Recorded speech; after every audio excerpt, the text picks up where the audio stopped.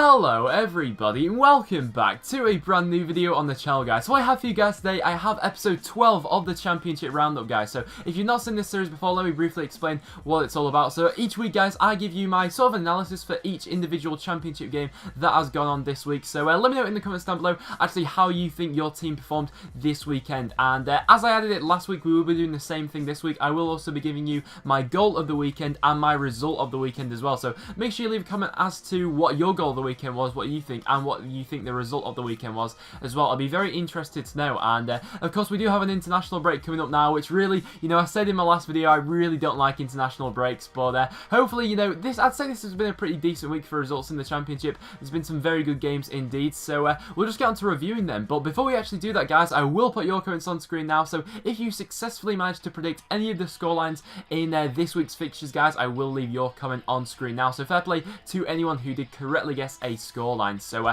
this was actually probably my worst week in terms of predictions. I don't think I got any of them right this week, which is quite surprising, really. I mean, every week so far I've got at least one right, but this is the week that's sort of broken the mold for that. And there's a couple of topsy-turvy results, I'd say, that going in this week. And also as well, apologies if I do miss out your comment. I have to go through a lot, but I do try and make sure I get all of them on. So yeah.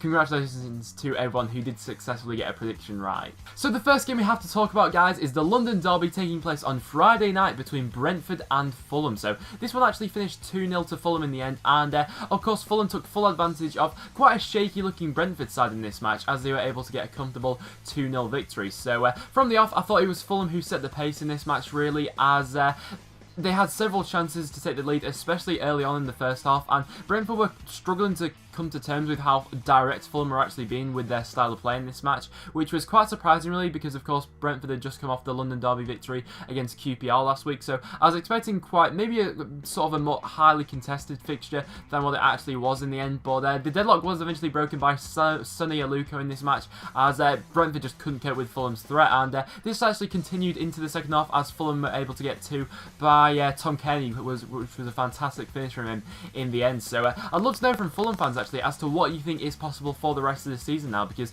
the way Fulham started the season was absolutely exemplary. I mean, they beat Newcastle on the first day of the season. Since then, they seem to ride that a little bit, but after, I'd say, about 3 weeks ago or something like that, maybe more, they just had a slump in their season when they couldn't really seem to get things to click. But lately, you know, some of your top players like Tom Kearney, Sonny Aluko, David Burton in net have been fantastic for Fulham lately. So what's possible for the rest of the season, Fulham fans? Let me know down below. Then into the next match, guys, we have Wolves coming up against Derby County. Now, what a game this was. So in the first, obviously, this one ended 3-2 to Derby in the end. This was a massive result for Derby, actually, and quite an unfortunate one for Wolves with how the swing of the game actually went. But it was managerless Wolves who looked flat and quite sloppy in the first half, really, as Derby were able to take full advantage of that. And Derby really did start this game well. I was quite impressed, actually, with how well Derby actually started this game. There was goals from Ince and a fantastic volley from Darren Bent. If that's your goal of the weekend, I wouldn't be surprised, because the way, the technique it took for him to watch the ball drop over his shoulder and just fire it into the top corner, it was a fantastic finish from Darren Bent. But however, in the second half, Wolves caused a bit of a surge, really, to get back into the game at 2-1. In the first half, Wolves were really shocking, really, I've got to say. In the first half, really poor from them. But in the second half, they showed a bit of an improvement to bring it back to 2-1. But just to add to the misery that was going on with that Wolves first half performance, Tom Ince won a very questionable penalty in this game. I'd love to get some of your opinions. Do you think it was a dive? In my opinion, it was a dive. He went down far too easily for that penalty, in my opinion, and it just wasn't a penalty. Obviously, he then converted it to make it 3-1 to Derby.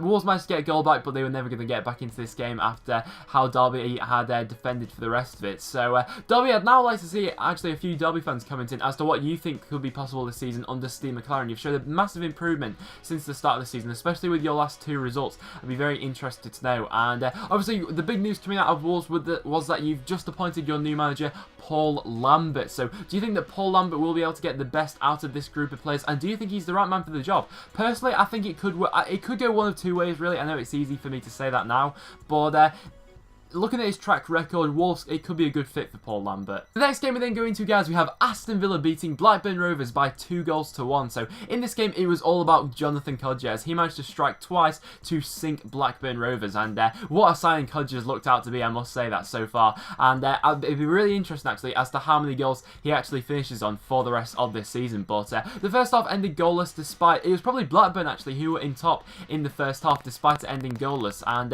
however, the game did spark into life in the second half with a header from Sam Gallagher, getting yet again another goal for Blackburn Rovers, which is, you know, he could be the difference for Blackburn this season, because I have been massively impressed by Sam Gallagher so far this season. But like I said, in the second half, Blackburn just couldn't deal with the threat of Jonathan Kodjia, and he managed to win the game for Aston Villa in the end with 2 goals in the second half. So of course, Steve Bruce has looked to continue to improve this Aston Villa side.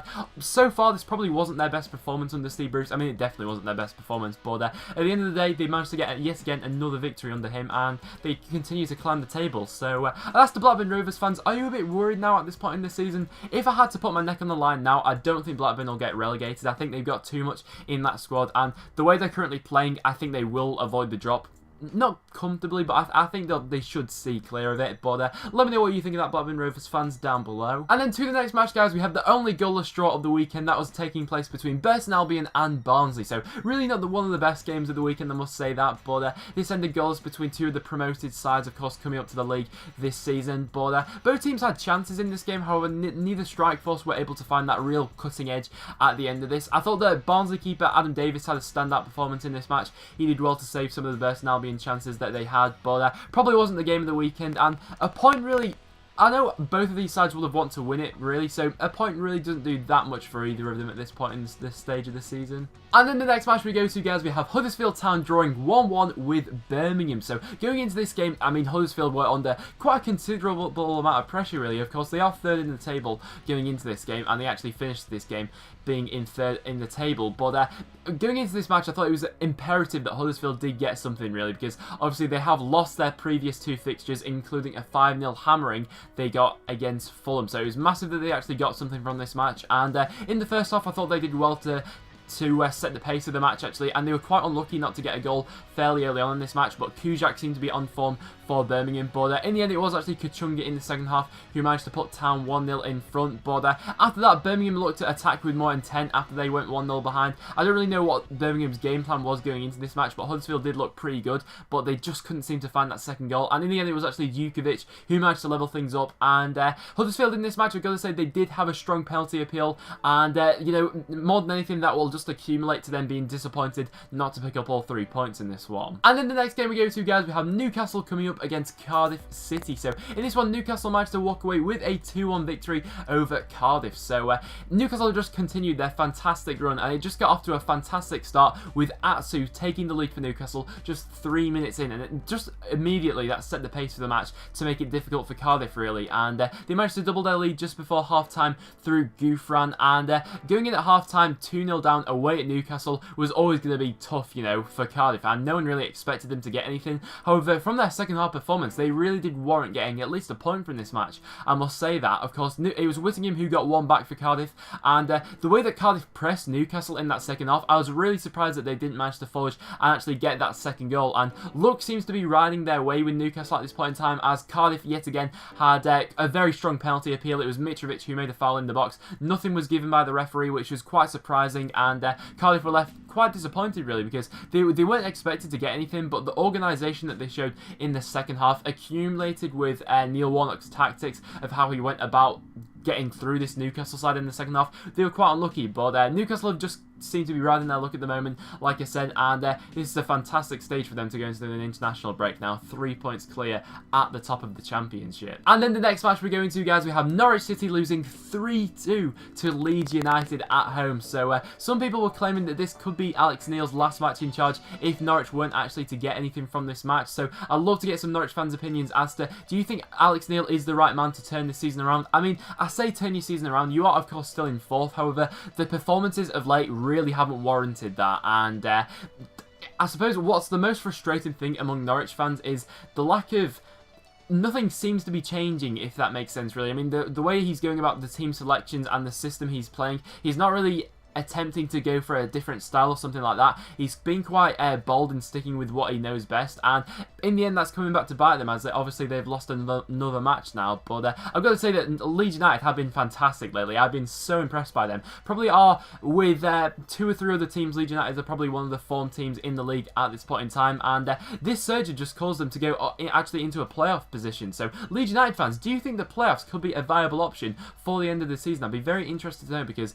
Gary Monk so far has really seemed to get the best out of this Leeds United squad after a pretty poor start to the season. So I'd love to get some Leeds United opinions as to what you think of that. But Alex Neil, will things improve, Norwich fans? Let me know down below. Then into the next match we go, guys. We have Nottingham Forest coming up against QPR. So this was a really funny game. I mean, a lot of things happened in this game, including a manager getting sacked at the end of it, which we'll talk about in a second. But in the first half, Nottingham Forest were absolutely fantastic, and they didn't really look like the side which has been the majority of the season so far for Forest. They were fantastic in this first half. It all accumulated with a Sonblonga getting back on the score sheet. I think they do look like a different side when they have a Sonblonga up front. They have that different dynamic going forward, but he of course managed to get that goal for them, and you know, added to QPR getting a red card after 34 minutes, you know, this just looked to be in the bag for Nottingham Forest. However, that was not to be the case. In the second half, I think Nottingham Forest became maybe a bit complacent in this match, really. They went into cruise control, so that actually when QPR went and took the game to them, they really couldn't get back into that first gear, and they couldn't deal with them. So fair play to QPR for bringing the game to Nottingham Forest in the second half, as Nottingham Forest they really did slack off, and I'm not sure who's at fault for that, whether you think it's the manager Montagnier. I've seen him getting quite a bit of stick recently, or you think it's the players themselves. I mean, Nottingham Forest themselves got a red card, a needless red card, I must say that as well, in the second half as well. But all of this did actually accumulate to Jimmy Floyd Hasselbank getting the sack at Queen's Park Rangers. So I'd love to get some QPR fans as to what you think of that decision. For me, it's a really funny one with QPR, really. I mean, I don't know what was their aims at the start of the season, really, under Jimmy Floyd Hasselbank, but I think more than anything, QPR needs stability at this point in time, and to be building towards one aim. Everyone needs to be in it together, really, at QPR, because obviously they've had a turbulent last couple of years at the club. So to sack Jimmy Floyd Hasselbank at this point in time, I can see reasons why they've done it, definitely, but I'm in a bit of a contrasting mood about that. So let me know down below, QPR fans, what do you think of it yourselves? Then into the next match, guys, we have Rotherham United coming up against Preston North End, and in this one, Preston managed to walk away with a 3-1 victory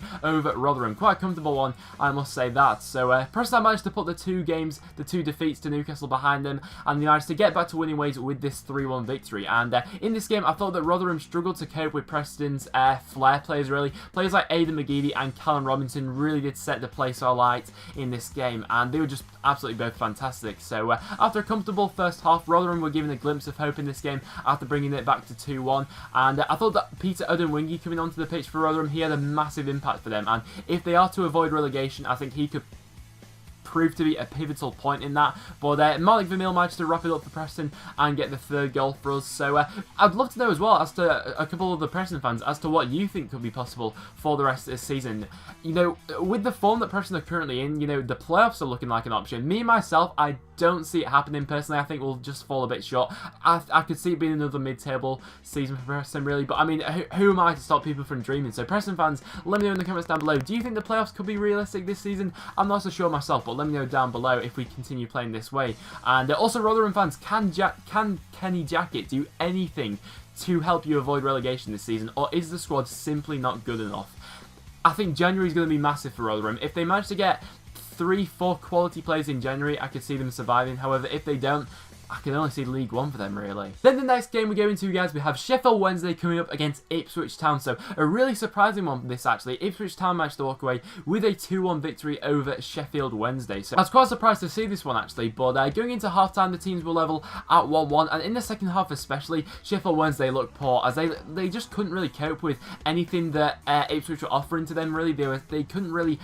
In every individual battle that every Wednesday player had on this pitch, they seem to lose, and it really hasn't come at a great time for Wednesday, but all of their players seem to be in a slump at the moment and really drastically out of form, and this obviously needs to change if they are going to be getting promotion this season, which I know is the target at Sheffield Wednesday. But fair play to Ipswich. This is probably one of the best performances I've seen from Ipswich in a while, really. They've been a bit hit and miss so far this season, Ipswich, but in this game, of course, they did get the late winner through Luke Chambers, and it was a deserved win in the end. And so Sheffield Wednesday, what do you think needs to be done to sort of revitalise your season. I know it's not as bad as it could be. You're still hovering in and around mid-table, but where you were projected to be at this point in the table, I think you're a little bit behind. So let me know in the comments down below what you think needs to be done. I think personally I don't think you've got enough pace in the squad. I think pace going forward could turn out to be quite an issue, and you need to cut out some of the defensive mistakes which are happening at the back, definitely. Then on the next match we're going to, guys, we have Wigan Athletic coming up against Reading, and this one actually managed to finish 3-0 to Reading in the end.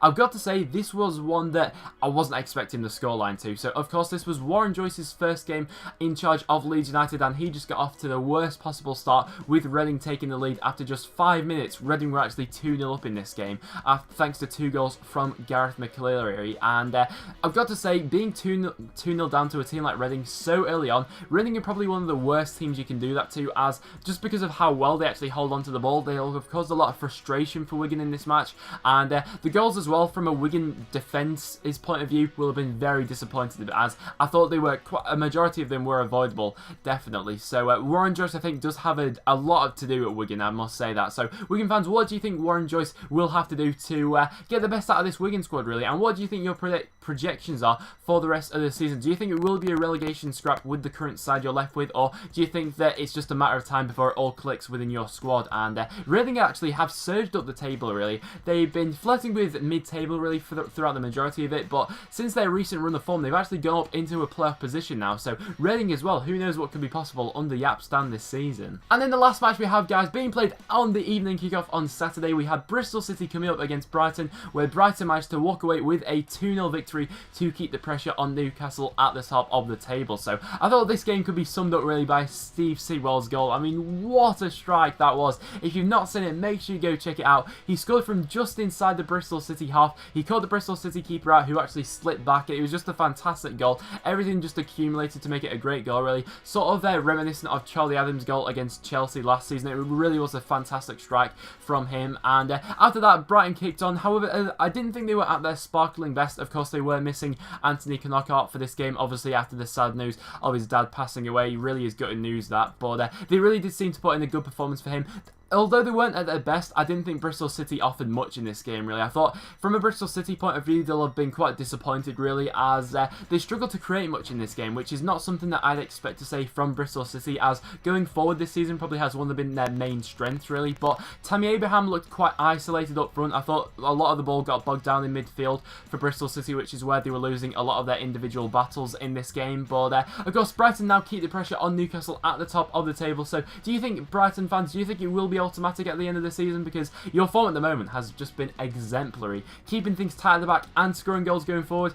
Who knows what's possible? You could even win the league. So there we have it, guys. That is my championship roundup for this week. But before I do sign out, I will give you my goal of the weekend. So it could only be one for me. My goal of the weekend has to be Steve Sidwell against Bristol City. Just that long-range effort that he had. It was just absolutely mad. And it was just a fantastic strike. I must say, honourable mention has to go to Darren Bent. I was very close to giving the goal of the weekend to Darren Bent. But just because of that Steve Sidwell goal, I had to give it to him. So Darren Bent was close, but Steve Sidwell gets it. Let me know in the comments down below who got your goal of the weekend. And then my result of the weekend, I'm actually going to give to Leeds United for beating Norwich 3-2. I thought it was a fantastic performance from Leeds, and after Norwich had equalised so late on, I thought this probably was going to be Leeds United regretting some of their missed chances, but of course they managed to get a late winner on in this match. I was very close to giving the result of the weekend as well to Ipswich Town for getting the result against Sheffield Wednesday, but I thought that coming up against a tough opposition like Norwich and the way that they played so far this season, I thought I'd give it to Leeds United. So let me know in the comments down below as well, what was your result of the weekend? So there we have it, guys. That will round it up for my championship roundup this week, guys. So make sure you do leave a like if you have enjoyed the video. It really does help me out. As well as that, make sure you check out all the links in the description down below. And I need to know as well from you guys, do you think I should do like some League 1 or League 2 predictions while the international break's on, perhaps? I don't know, I might do that if you guys would be interested, but who knows what I'll do while the international break is on. Also, as well, the championship project will be starting fairly soon as well, so I'm really looking forward to bringing that to you guys. But like I said, thank you so much for watching. Make sure you check out all the links in the description down below. Make sure you follow me on Twitter. I always tweet before I upload the video, therefore you'll never miss a video ever again, guys. But apart from that, thank you so much for watching, and I'll see you all in the next one.